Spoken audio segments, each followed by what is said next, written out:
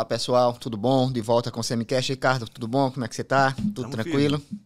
Ricardo, aqui como primeiro tema, nesse Semicast, que é o 07, a terceira semana, é só um espaço aqui para agradecer toda a repercussão que todas as pessoas que ligam, que mandam e-mail, que fazem comentários, e reiterar que essas pessoas podem fazer suas críticas, podem fazer suas sugestões para que a gente melhore. O Semicast está na plataforma do Cada Minuto, no canal do YouTube, o Cada Minuto TV, e nas plataformas de streaming. Então, fique à vontade como você quer consumir, né, esse produto, já que consumir o produto é a palavra da moda. Esse primeiro tema, Ricardo, que eu estou trazendo, é a ação. É uma ação no TRE pedindo a cassação dos mandatos do senador Renan Filho, do governador Paulo Dantas e do seu respectivo vice, Ronaldo Lessa, né? Uma AGE, você trouxe isso no seu blog, você trouxe trechos do parecer, e aí eu queria fazer 2 questionamentos, e aí você pode emendar um no outro. Isso preocupa o Palácio? Isso tem alguma chance de prosperar? 2, você tem novidades no caso, né? Queria que você colocasse essas novidades para o nosso público, as novidades que você tem no caso. Primeiro, um abraço para todo mundo. E o seguinte, preocupa, né? Inicialmente parecia uma coisa absolutamente sem nenhuma contundência, né, para cima do Palácio. Há um certo alívio pelo fato de que o senador Renan Filho também é alvo dessa AGE, né? Ação de investigação judicial eleitoral. Mas, independentemente disso, houve sim uma acusação de golpe. A pancada, o governador sentiu a pancada. Tanto que já está atuando, o que é absolutamente normal, junto ao Tribunal Regional Eleitoral, o TRE, para que isso não prospere. Só que tem um detalhe. Muito dificilmente essa questão se resolve aqui. Não se resolve. Vai haver, como aconteceu com o caso de Luciano Barbosa em Arapiraca, uma reação em Brasília. E aí é um outro jogo. Não significa que as chances de vitória de Paulo Dantas e Renan Filho sejam nulas. Não. Agora são bem menores do que aqui, porque aqui não vai acontecer nada. O que ocorre hoje, de forma geral, e na justiça eleitoral em particular, é que as relações são muito promíscuas. Todo mundo aqui é parente de todo mundo. E eu fico, sinceramente, incomodado quando eu vejo ou sei que um magistrado ou um procurador, um integrante do Ministério Público, empregou um filho ou um irmão no governo do Estado, na prefeitura. Evidentemente, há casos e casos. Há pessoas, uma família que tem vidas independentes e carreiras independentes. Mas muito dificilmente isso acontece com pai e filho. Ou tomou uma cerveja na Barra de São Miguel com a pessoa que ele vai julgar 15 dias depois. Pois é, e acontece. Essas relações são muito ruins. No caso específico da justiça eleitoral, pior ainda. É uma justiça passageira, entre aspas, porque quem está ali está de passagem. Perfeito.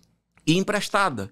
Porque o Ministério Público Eleitoral, ele vem ou do Ministério Público Federal, o Procurador Regional Eleitoral, nesse caso aqui, né? Ele vem do Ministério Público Federal ou do Ministério Público Estadual, naqueles que atuam na primeira instância. Mas vamos lá. Essa denúncia, ela é muito forte. É das cestas, né? Das cestas básicas, do Pacto contra a Fome. Isso.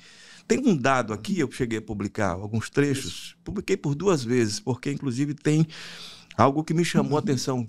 Eu até brinquei, entre aspas, dizendo isso aqui é um recado para o Ministério Público Estadual. No final, o procurador Antônio Henrique de Amorim Cadete, procurador regional eleitoral, ele que vem atuando nesse caso, ele fez um parecer extremamente contundente. Ele diz, entre outras coisas, de acordo com o portal da Transparência, o valor efetivamente executado do Pacto contra a Fome foi de R$ 29.552.055. Cabendo destacar que o programa foi efetivamente criado em 15/6, ou seja, 2 meses antes do início da campanha eleitoral propriamente. E diz mais, considerando que o Estado de Alagoas executou sob a ação 44,60, que é esse caso. No exercício de 2022, o valor de 29.552.055 reais, tem-se que tais valores seriam suficientes, segundo a LOA de 2022, a Lei Orgânica Anual, né? Orçamentária Anual, perdão, Lei Orçamentária Anual, para o atingimento da meta física de 6.980.000 pessoas. Isto é, o dobro da população do estado de Alagoas. Ou seja, foi muita cesta básica. E no final, eis o que me chamou a atenção, que eu acho que seria um recado para o Ministério Público, é que ele disse que em 2023, no dia 28/3, que foi o dia que ele impetrou ou apresentou esse parecer, nenhum real, nenhuma cesta básica havia sido comprada pelo governo do estado. Ou seja, o pacto contra a fome foi um pacto ali naquele período eleitoral. Vamos lá. Se vai ter sequência esse programa, e eu acho sempre importante e fundamental que um programa de combate à fome seja efetivo, permanente. Ainda mais em Alagoas, né? Do estado que é campeão, vou lembrar sempre disso, campeão nacional da fome, entre todos os estados brasileiros. Mas com uma descontinuidade como essa, por que esse ano não teve nenhuma compra? O Ministério Público Estadual se sente provocado por isso, porque é uma outra história, né? Essas relações, repito, elas são muito ruins. Um procurador de justiça, um desembargador, ser amigo pessoal do governador, do presidente da Assembleia, tudo bem. Agora, vamos lá. Se mantenha longe de tudo que envolver, enfim, numa denúncia, né? Essas pessoas que estão no poder. Acho difícil.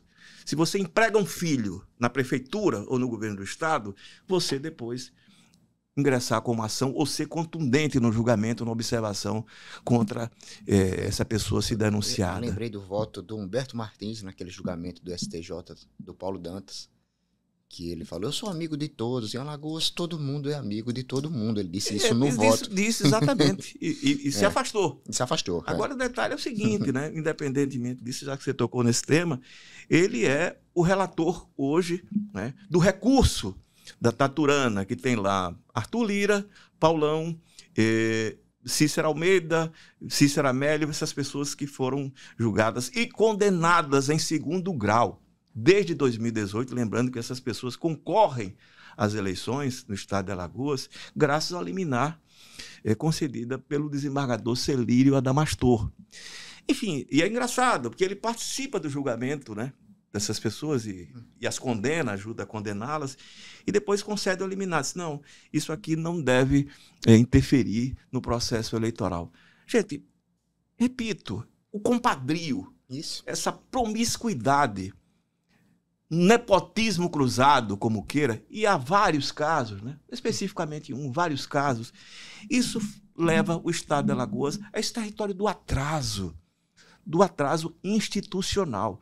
Obviamente, há de se dizer, aqui no estado de Alagoas é diferente do resto dos estados brasileiros? Não, mas eu acho que é muito mais complicado, isso aqui é muito pequeno. O cara é vizinho, o cara é primo, é cunhado do irmão.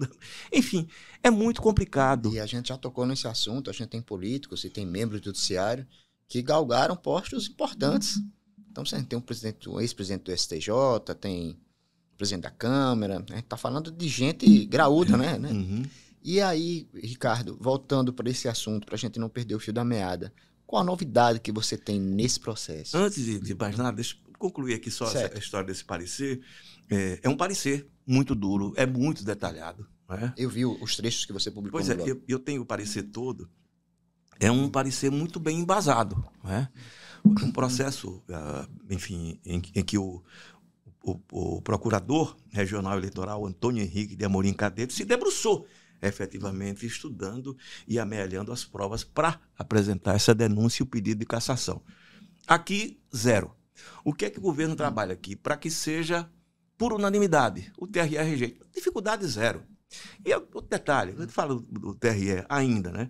O TRE tem a história do jurista, né? Do desembargador jurista, que são os advogados indicados por quem? Renan Calheiros, Arthur Lira, Theo Vilela, Benedito Vilhena, sempre foi desse jeito. esses personagens é que indicam esses juristas, advogados. Se não for desse jeito, não é nomeado. Será que vale a pena? Vale a pena. Vender você está falando vender a alma. Expor-se desse jeito, profissionalmente, não, eu ganhei uma vitrine, porque eu vou colocar no meu currículo que eu sou desembargador eleitoral, porque não é juiz, não. É desembargador eleitoral, que é do tribunal desembargador. Mas é sistêmico, né? 4 mil e poucos reais. Não é nem o valor, né, do que recebe. Recebe pouco mais de... Mas é ali, não, tem uma vitrine profissional. Mas só que eu faço as relações ali dentro com as pessoas que são importantes, com as quais eu me relaciono profissionalmente. Mas e daí? A que custo vale a pena esse avanço profissional, essa visibilidade?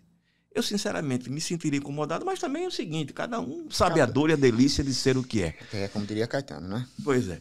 Mas só voltando, só quando for para Brasília, isso sempre tem lá um ministro que não tem ligação com um ou com outro, né? Porque, vamos lá, se a gente falar aqui nessa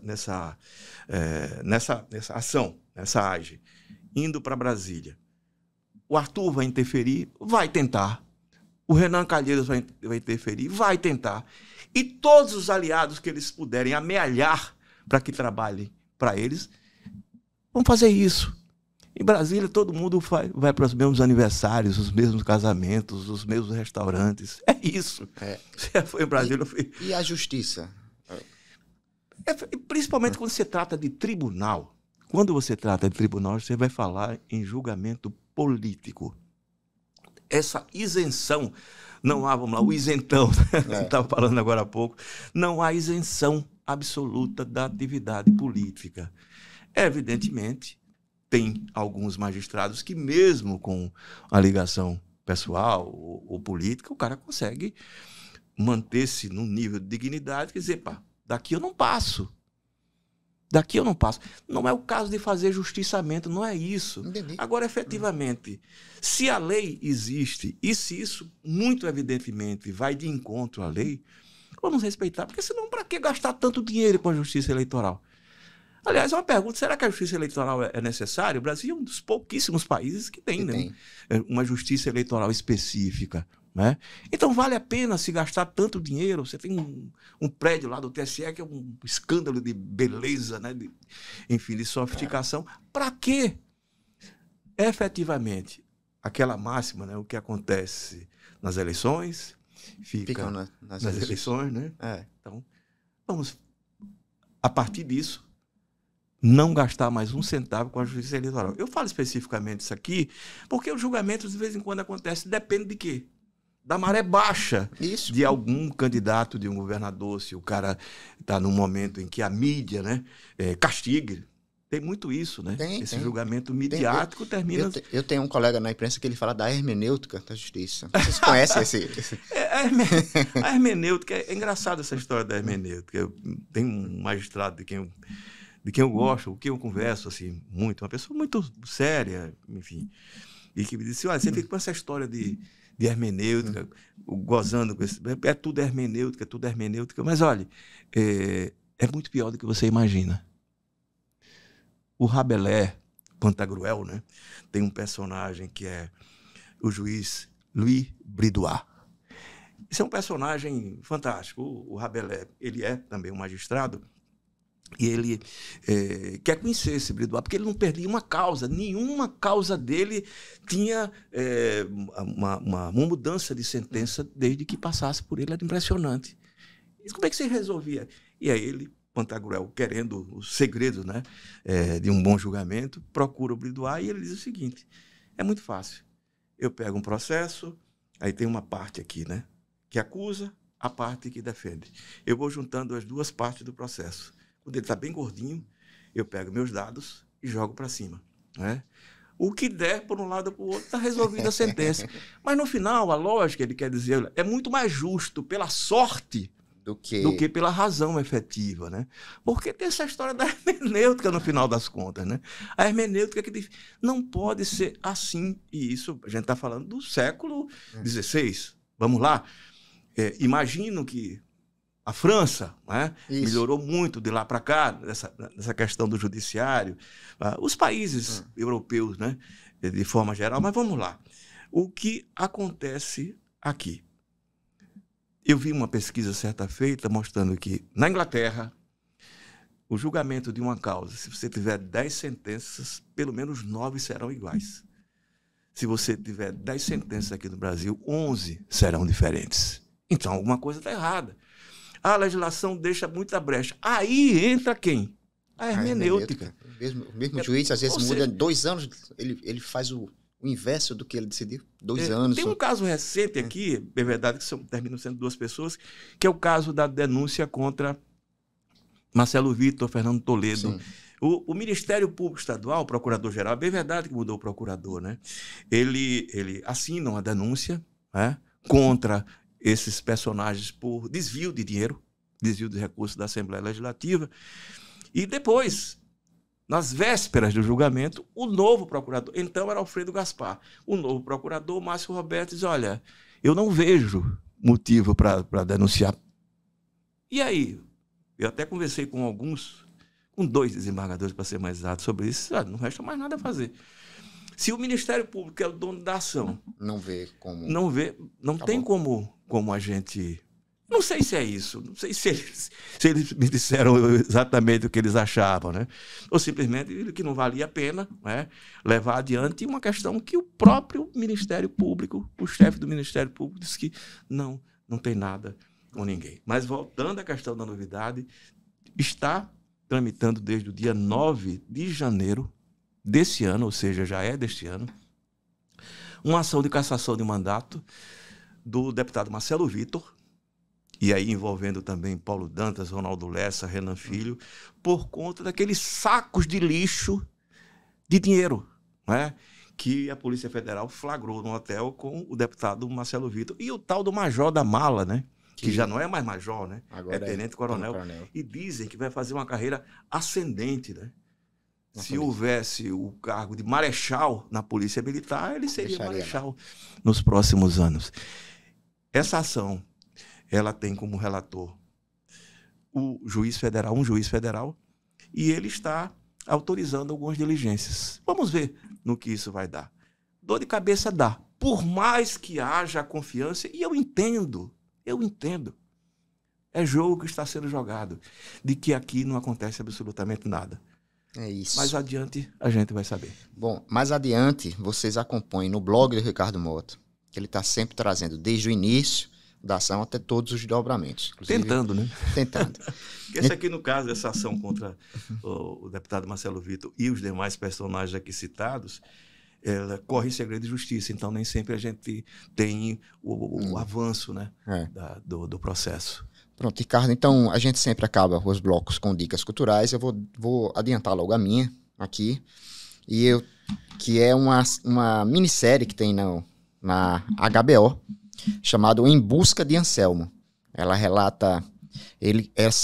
são jornalistas, 2 jornalistas e um documentarista. Eles conseguem encontrar o Anselmo um pouco antes de morrer, essa figura, o Cabo Anselmo, que entrou para a história como um cara que entregou seus colegas na época da ditadura militar.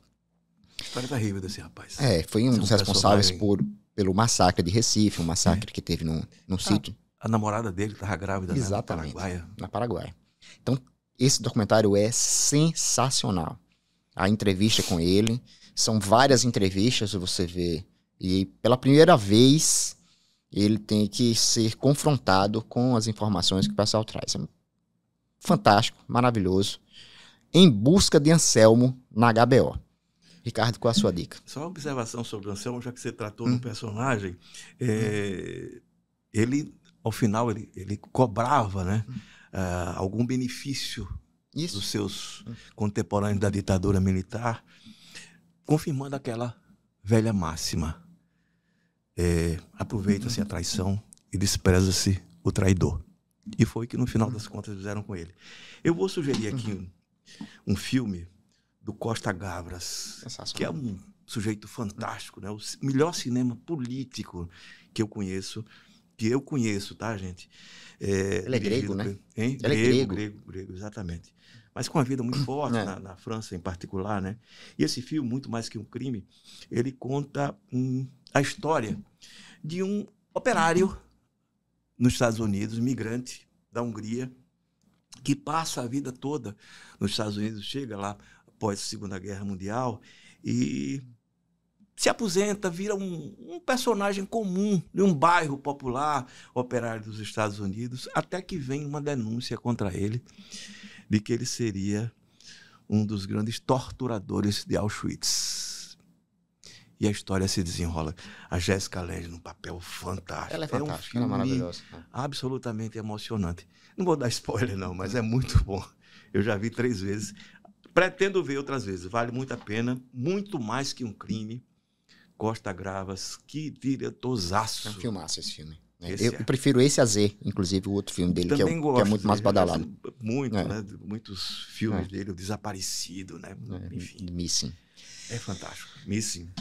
É isso, gente. Um grande abraço. E depois a gente volta. Obrigado, Ricardo, por tudo. Um abraço.